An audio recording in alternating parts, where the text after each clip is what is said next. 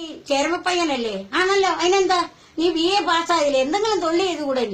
എനിക്കിപ്പോ ഒരു തൊഴിലുണ്ട്. അതെന്താ നിന്റെ തൊഴില്? ഞാൻ BJPയുടെ മെമ്പറാ. ഞാൻ ചോദിച്ചു, BJP പോയി നിനക്ക് എന്താ ഗുണം?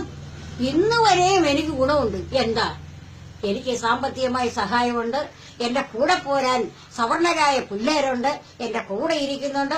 എന്നെ കൊണ്ടു നടക്കുന്നുണ്ട്. അപ്പൊ ഞാനൊരു ക്വസ്റ്റ്യൻ അവനോട് ചോദിച്ചു, ഈ കൊണ്ട് നടക്കുന്ന അവന്മാരിൽ ഒന്നോ രണ്ടോ പേര് നിന്റെ അമ്മയെ പെങ്ങന്മാരെ ഉപദ്രവിച്ച അപ്പൊ നീ എന്ത് ചെയ്യും? എനക്കൊന്നും ചെയ്യാൻ പറ്റില്ല. അവരുടെ ചങ്ങലയ്ക്കകത്ത് കെട്ടി നിന്നെ മാറ്റി നിർത്തിക്കൊണ്ടാണ് നിന്റെ സഹോദരിയെ അവർ ബലാത്സംഗം ചെയ്യുന്നത്. നിനക്കൊന്നും ചെയ്യാൻ പറ്റത്തില്ല. കേരളത്തിൽ മാത്രമല്ല, ഇന്ത്യയിൽ സമൂലമായി നടക്കുന്ന അക്രമത്തിന്റെ പിന്നിലെ രഹസ്യം നമ്മുടെ യുവതലമുറ ഈ രാഷ്ട്രീയ പ്രസ്ഥാനത്തിൽ കുടുങ്ങി അവന്റെ ചങ്ങലയ്ക്കകത്ത് കിടന്ന് പഴയ ആ ചങ്ങലക്കെട്ട് നിന്റെ പടലിൽ കിടക്കുമ്പോ നീ ഒരിക്കലും ഇതിന് രക്ഷപ്പെട്ടിട്ടില്ല.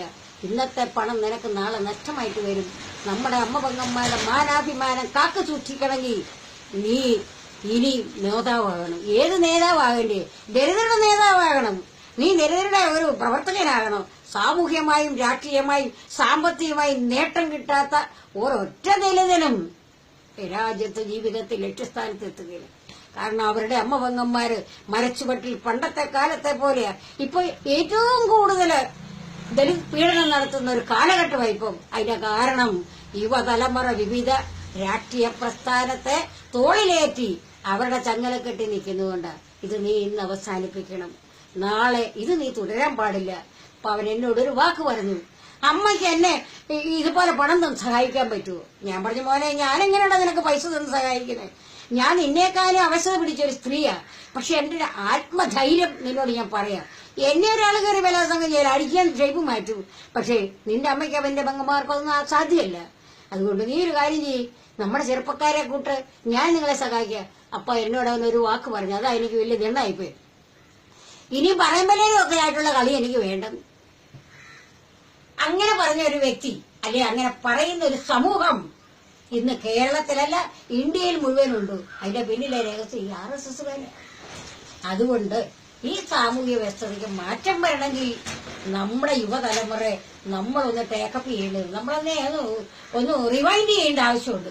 അങ്ങനെ റിവൈൻഡ് ചെയ്യണമെങ്കിൽ അവന്റെ ഹൃദയത്തിൽ കിടക്കുന്ന കുറെ തത്വങ്ങളുണ്ട്. അതിനെ നമുക്കിപ്പം വായിക്കാൻ പറ്റില്ല, കാരണം അവരെ പഠിപ്പിച്ചു വെച്ചിരിക്കുന്ന. അതുകൊണ്ട് നമ്മളും അതുപോലൊരു പഠന ക്ലാസ് നമ്മുടെ സമൂഹത്തിന് കൊടുത്താൽ മാത്രമേ, അത് നമ്മൾ കൊടുക്കേണ്ടതാ.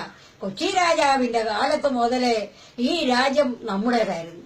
അവസാനം രാജാവ് ഇട്ടിട്ട് പോകുന്ന സമയത്ത് 5 യുവതലമുറകൾക്ക്, രാജാക്കന്മാർക്ക് അത് പകുത്തു കൊടുത്തു. അതിലൊരു വംശം ഈഴവനും, ഒരു വംശം പറയനും, ഒരു വംശം പുലയനും, ഒരു വംശം ക്രിസ്ത്യാനിയും, ഒരു വശം മുസ്ലിമാ. ഇങ്ങനെ 5 പേർക്കാണ് കേരളം, ഇവിടുത്തെ ആദിമചേര സാമൂഹ്യ സാംസ്കാരികം കൊണ്ടു നടന്ന രാജാവ് പകുത്തു കൊടുത്തത്. അതുകൊണ്ടാണ് ഇപ്പൊ നമ്മൾ അവരുടെ എല്ലാം അടിമയായിപ്പോ. നമുക്ക് ഒരു ഭാഗമേ ഉള്ളൂ. ആ ഒരു ഭാഗം ഇവിടുത്തെ അവശക്രൈസ്തവരുടെ കയ്യിലായിപ്പോയി. അതുകൊണ്ട് ആ സഭയുടെ കീഴിൽ അവർ നിൽക്കുക. ഈ സഭയിലെ ആളുകൾക്ക് വേണ്ടി ഇവിടെ കൊടുത്ത ഗ്രാന്റ് എന്നതെന്ന് നിങ്ങൾക്ക് അറിയാമോ? കൊച്ചിയിലെ രാജാവിന്റെ കയ്യിൽ ആണ്ടിൽ 3000 രൂപ ഇംഗ്ലണ്ടിലെ മദാമ കൊടുത്തിരുന്നു. 1763 കാലത്ത് പോലും ദംസം ഗ്രാൻഡ് എന്ന് പറയുന്ന അവശക്രൈസ്തവർക്ക് കൊടുത്ത ഗ്രാന്റ് ബ്രിട്ടീഷ് രാജ്ഞിയുടെ. ഇവിടെ പറയുന്നതിനാന്നോ ഞങ്ങളല്ലേ നിങ്ങൾക്ക് ഗ്രാന്റ് തന്നെന്ന്? ഏത് സഭക്കാരാ ഗ്രാന്റ് തന്നത്? ആരും തന്നില്ല. അതുകൊണ്ട് ഇപ്പൊ BJP പോലെയുള്ള സംഘടനയിൽ കുരുക്കിക്കട്ടം കിടക്കുന്ന ചെറുപ്പക്കാരെ പുറത്തേക്ക് കൊണ്ടുവരാനുള്ള സാമൂഹ്യ പ്രതിബദ്ധത ഇവിടുത്തെ ദലിത് സംഘടനയ്ക്കാണുള്ളത്. ആ സാമൂഹ്യമായുള്ളൊരു പരിതസ്ഥിതിയിലേക്ക് അവരെ എത്തിക്കണമെങ്കിൽ നമ്മുടെ കയ്യിൽ ഒരു തോക്ക് വേണം. കല്ലറ പറയുന്നത് എന്താണെന്നറിയാവോ? 2 തോക്ക് നമുക്ക് വേണം.